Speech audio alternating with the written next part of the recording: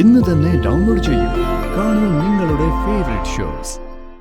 വർഷങ്ങൾക്ക് ശേഷം അയാൾക്ക് ബോധം വന്നു. അയാൾ ജീവിതത്തിലേക്ക് തിരിച്ചു വന്നു.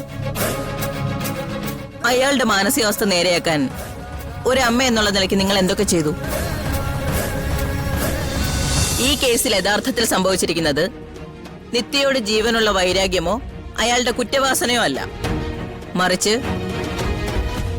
ഒരു വലിയ തറവാടിന്റെ അവകാശം മുഴുവൻ തന്റെ കൈപ്പിടിയിലൊതുക്കി താൻ പറയുന്നതല്ലാതെ മറ്റൊന്നും അവിടെ നടക്കരുതെന്ന് ശഠിക്കുന്ന ഈ സ്ത്രീയുടെ തന്നിഷ്ടമാണ്.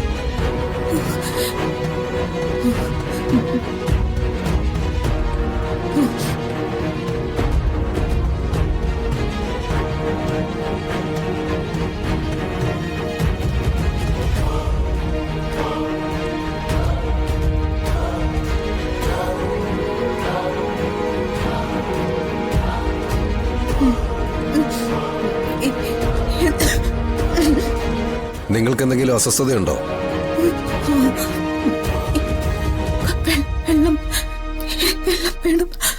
അവർക്കല്പം വെള്ളം കൊടുക്കൂ.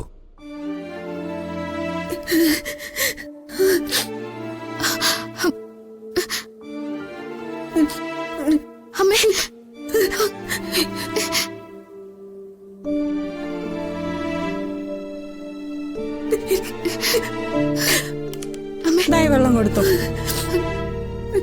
അമ്മേ വെള്ളം.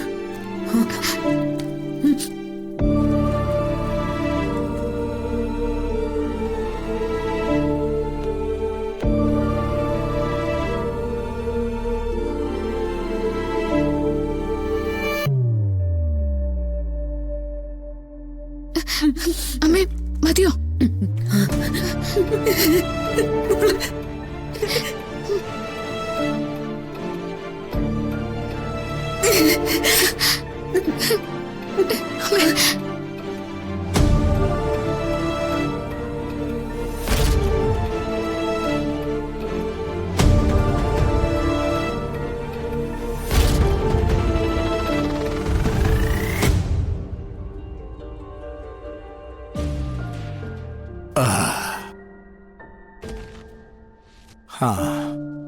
സാർ, ഇങ്ങ ഇരുന്നിട്ട് ഒരുമാതിരി പോലെ തോന്നുന്നു. മനസ്സ് ശരിയല്ലേ? ഞാൻ കൂടെ അമ്മാവുടെ കൂടെ കോടതിയിൽ പോയാൽ മതിയായിരുന്നു. അതിനവിടെ അവർക്ക് കൂട്ടായിട്ട് ഹരിയുണ്ടല്ലോ. സുജാത അമ്മാവക്ക് ജീവൻ സാറെ പറ്റി എവ്വളവ് പ്രതീക്ഷയിരുന്നത്.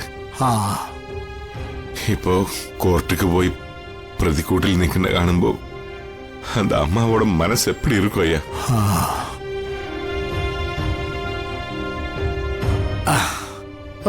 പറഞ്ഞിട്ട് കാര്യമില്ല ശരവണ.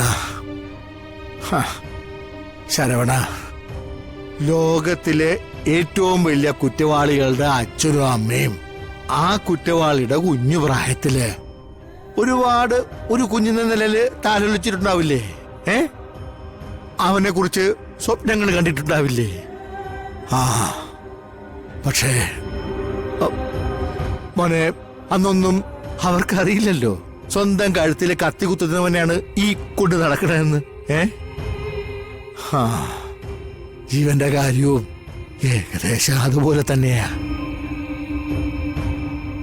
இந்த மாதிரி ഒരു അമ്മാവ കിടക്കണമെങ്കിൽ പുണ്യം ചെയ്യണം സാർ. நான் அந்த வீட்டுக்கு வேலைக்காரன் சார். எனக்கு நிறைய பிரச்சனைகள் இருக்கு. പക്ഷേ തലയ്ക്ക് മേലെ പ്രശ്നങ്ങൾ ഇരിക്കുമ്പോഴും സുജാത അമ്മാവക്കിட்ட கொஞ்ச நேரம் இருந்தா போதும். മനസ്സ് ഇരിക്കുന്ന വലിയെല്ലാം എങ്ക പോയിടുമെന്ന് தெரியாது. ஆனா அந்த படுபாவி பயலுக்கு அது தெரியல.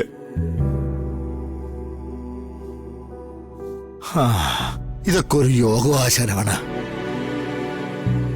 നമ്മുടെ മുന്നില് ശരവണ, നമ്മുടെ മുന്നില് രണ്ട് സ്ത്രീകളുണ്ട്, സുജാതയും നിത്യയും. ശരിയല്ലേ? അവരുടെയൊക്കെ നന്മ നോക്കുമ്പോ അവരുടെയൊക്കെ കണ്ണുകള് ഒരിക്കലും നനയാൻ പാടില്ലാത്തതാണ്. ശരിയല്ലേ? പക്ഷേ അവരുടെ കണ്ണു തുറന്ന് നമ്മൾ എപ്പോഴെങ്കിലും കണ്ടിട്ടുണ്ടോ? പലരുടെയും ജന്മം നശിപ്പിക്കാൻ ഒരൊറ്റ ഒരാളുടെ ജന്മം മതി.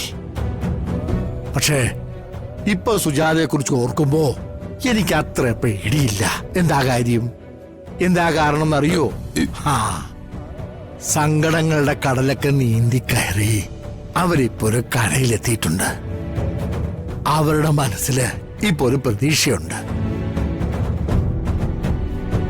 அந்த கொலகாரன் ஜெயிலுக்குள்ள போன சார் என்னைக்குவாய் ஜெயிலுக்குள்ள தான் இருக்கணும். அப்படி நடந்தா நம்ம ரெண்டு குடும்பத்துக்கும் நிம்மதி கிடைக்கும்.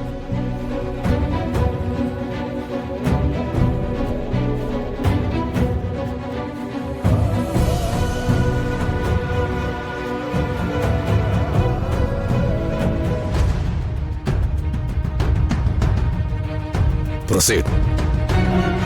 യുവർ ഓണർ, സ്വന്തം കുടുംബത്തെ അകമഴിഞ്ഞ് സ്നേഹിക്കുന്ന ഒരു സാധാരണ വീട്ടമ്മയാണ് സുജാത. മകൻ കുറ്റവാളിയാണെന്നറിയുമ്പോൾ ഭൂരിഭാഗം അമ്മമാരും അവനെ ന്യായീകരിക്കാനാണ് ഇറങ്ങിത്തിരിക്കാറുള്ളത്. പക്ഷേ നിയമവ്യവസ്ഥയെ ബഹുമാനിച്ച് സ്വന്തം മകന് കുറ്റവാസനയുണ്ടെന്നും മകൻ കുറ്റവാളിയാണെന്നും കോടതിയോട് വിളിച്ചു പറയാൻ സന്നദ്ധത കാണിച്ച സുജാതയെ അഭിനന്ദിക്കുന്നതിന് പകരം പ്രതിഭാഗം അഡ്വക്കേറ്റ് ചെയ്തത് തന്റെ വാഗ്ദോരണി കൊണ്ട് ഭീഷണിപ്പെടുത്തുക എന്ന തന്ത്രമാണ്. Objection your honour. പ്രോസിക്യൂഷന് സ്വന്തം കക്ഷിയെ ന്യായീകരിക്കേണ്ടിയിരിക്കാം. പക്ഷേ സുജാതയോടുള്ള എന്റെ ചോദ്യങ്ങൾ തീർന്നിട്ടില്ല. Okay, proceed. സുജാത, നിങ്ങളിപ്പോ ഓക്കെയാണോ? ഓക്കെയാണ്. എങ്കിൽ ഞാൻ നേരത്തെ ചോദിച്ച ചോദ്യങ്ങളിൽ നിന്ന് തന്നെ തുടങ്ങാം.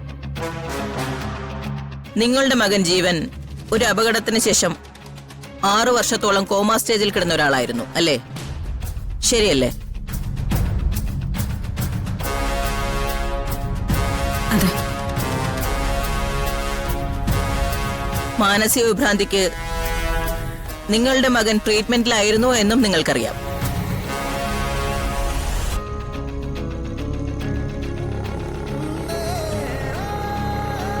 വർഷങ്ങൾക്ക് ശേഷം അയാൾക്ക് ബോധം വന്നു. അയാൾ ജീവിതത്തിലേക്ക് തിരിച്ചു വന്നു. അയാളുടെ മാനസികാവസ്ഥ നേരെയാക്കാൻ ഒരു അമ്മ എന്നുള്ള നിലയ്ക്ക് നിങ്ങൾ എന്തൊക്കെ ചെയ്തു? അവന്റെ മാനസിക നില നേരെയായിരുന്നില്ല. നിത്യയോടുള്ള വൈരാഗ്യം അവന് കൂടിയിരുന്നു. അപകടത്തിൽ നിന്നും തിരിച്ചെത്തിയ അവൻ അവളെ കൊല്ലുമെന്ന് വരെ ഞാൻ ഭയന്നു.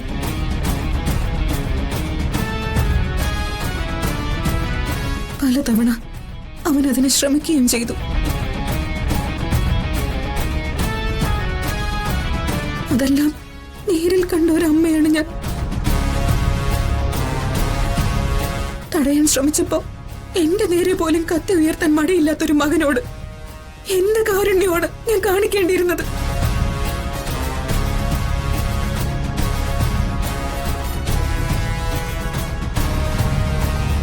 ദാറ്റ് മീൻസ് ജീവന് വേണ്ടി നിങ്ങൾ ഒന്നും ചെയ്തിട്ടില്ല. മധുര നൊമ്പരക്കാറ്റ്